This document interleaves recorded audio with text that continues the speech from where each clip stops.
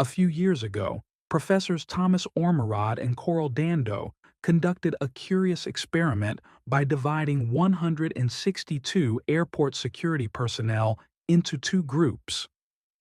Half of them were trained in traditional methods of detecting deception by facial expressions and gestures, and the other half were trained using the unique Ormerod technique.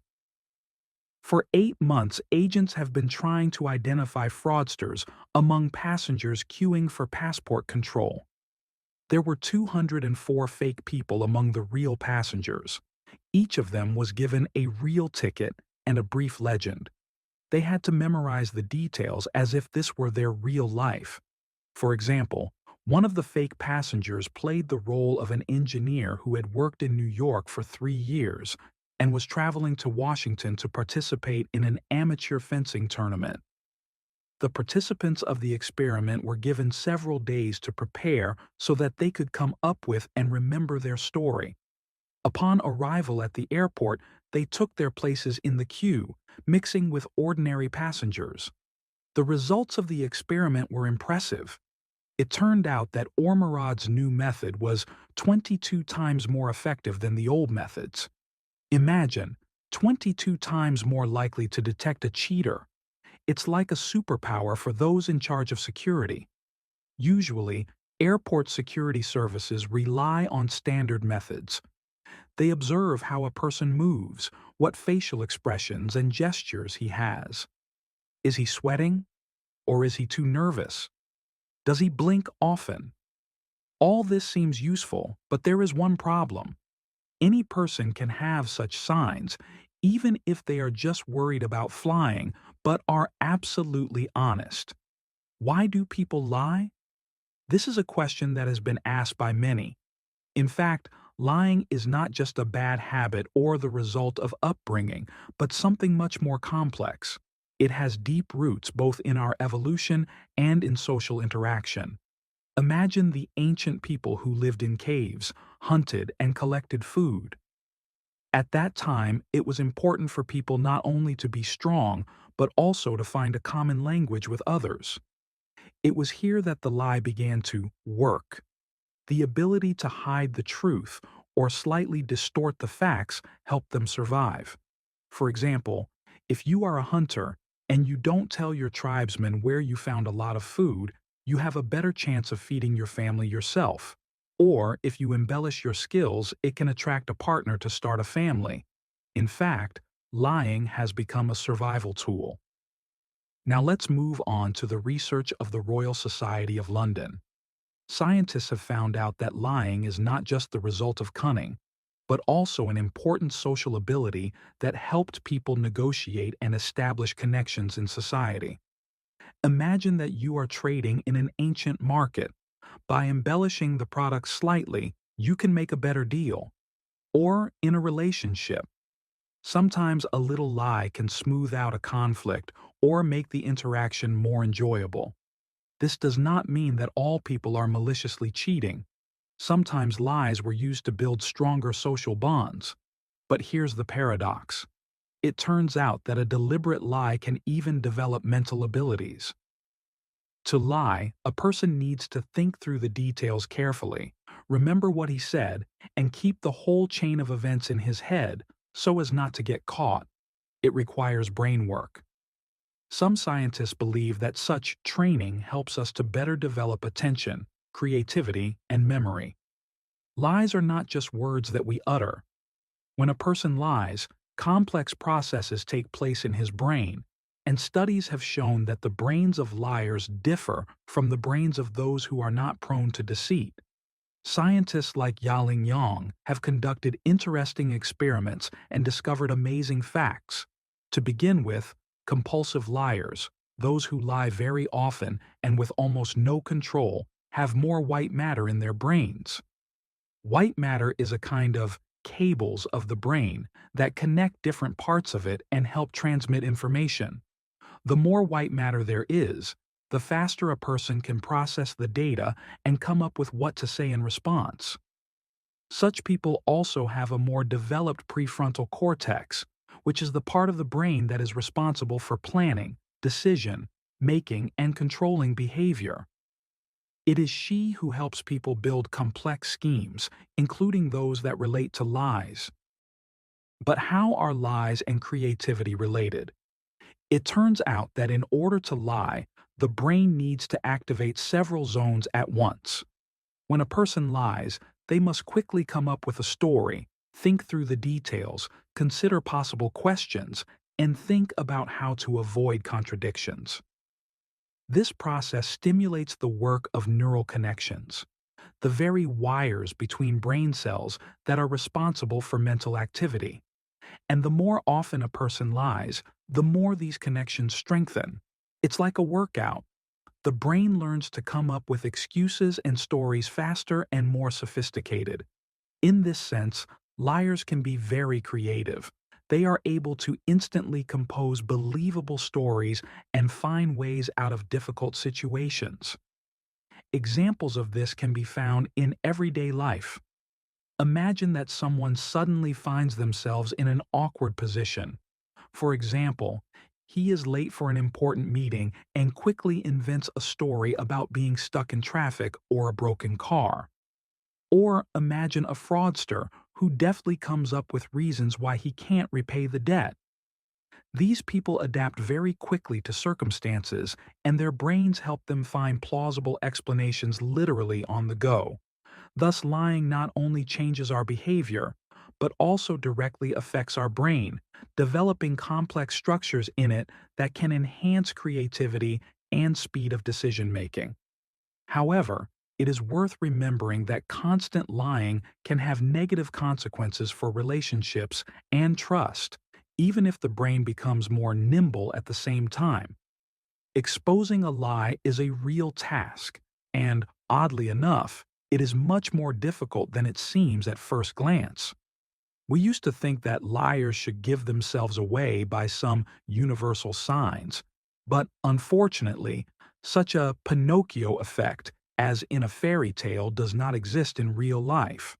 When we think that someone is lying, we have an image in our head of a person who is nervous, avoids looking at us, sweats, or speaks somehow uncertainly.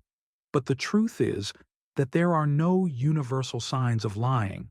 People lie in different ways, and their behavior can be very different. Someone will smile and look completely calm, and someone may be nervous and blush, even if they are telling the truth. This is due to the fact that lying is a very individual process. It is difficult for someone to lie, and they worry. But someone, on the contrary, feels confident when they cheat. Therefore, trying to identify a lie only by external signs is like guessing on coffee grounds. Another interesting point is lie detectors. Many years ago, they seemed to us a real miracle of technology, capable of exposing any liar. But the reality turned out to be much more complicated. How do detectors work? They record physiological changes in the body, heartbeat, sweating, breathing. In fact, they measure stress levels. The idea is that when a person lies, he starts to get nervous, and this can be caught through his physical reactions. But here's the problem. Not all liars experience anxiety when they cheat. Imagine that someone has trained himself to lie so well that he is completely calm during the deception. Such a person can safely pass a lie detector, and the device will show that he is not nervous. Now imagine another person who is telling the truth, but is terribly afraid of the test process itself. He may be so nervous that the lie detector will take it as a sign of deception, even if he is not hiding anything. This makes the detectors not as reliable as many people think.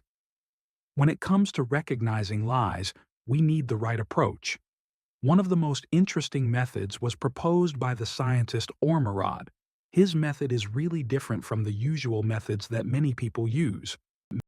The first key point in Ormerod's method is ignoring nonverbal signals. Many people look at facial expressions, gestures, and eye movements to try to figure out if a person is telling the truth. However, Ormerod believes that this is not the most reliable way. Instead, he suggests focusing on the words and content of the story. The next step is to ask open, ended questions and demand detailed answers. For example, instead of asking, "Were you there?" Component placement.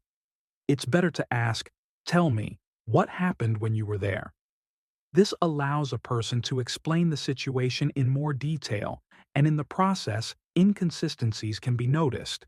In addition, Ormerod teaches you to identify inconsistencies in a story, especially in details that are difficult to think through in advance. Liars often cannot keep all the details of their stories in their heads, and this is where they can get confused. So, if you ask an additional question about some minor fact that was not mentioned earlier, it may help to identify the lie. It is also important to know how to confuse a liar without showing that you have noticed a mistake. For example, you can ask a question that requires him to clarify the details without hinting that his story does not match your expectations. This can confuse him and make the liar make a mistake by revealing his lies. Signs of a lie: 1. Unnecessary chatter and unnecessary details. Liars often try to justify their words by adding a lot of unnecessary details to create an appearance of plausibility. If a person talks too much and shares information that is not relevant, it can be a wake-up call. 2. Delay before answering pressing questions. When a person thinks before answering, it may be a sign that they are trying to figure out how best to formulate their lie. The so-called brain error detector is triggered when we need to come up with something on the go. If a person has a delay in answering an important question, it may indicate that he is not telling the truth. Third, change of confidence and style of speech. When the conversation becomes uncomfortable, liars may begin to change their style of speech. This may manifest itself in the fact that they begin to speak more sharply, stumble, or, conversely, try to speak more confidently than usual. These changes can give them away. Ormerod's lie recognition techniques and various signs help us better understand human behavior. And although none of these methods will give us absolute certainty, they give us the tools to become more attentive and understand what is behind people's words. The first thing to remember is that for many people, lying can be a defense mechanism. Often people lie not to cause harm, but to protect themselves or someone else from pain, condemnation, or unpleasant consequences. For example, young children often cheat to avoid punishment. If a child breaks a vase, he can say that his pet did it. It's not just an attempt to cheat, it's a way to protect yourself from the wrath of your parents. At work, the situation is not always simple either. People can lie about their achievements or shortcomings in order to maintain their position or get a promotion. For example, an employee may exaggerate his achievements in order to be noticed, or hide that he is not coping with the task because he is afraid of losing his job.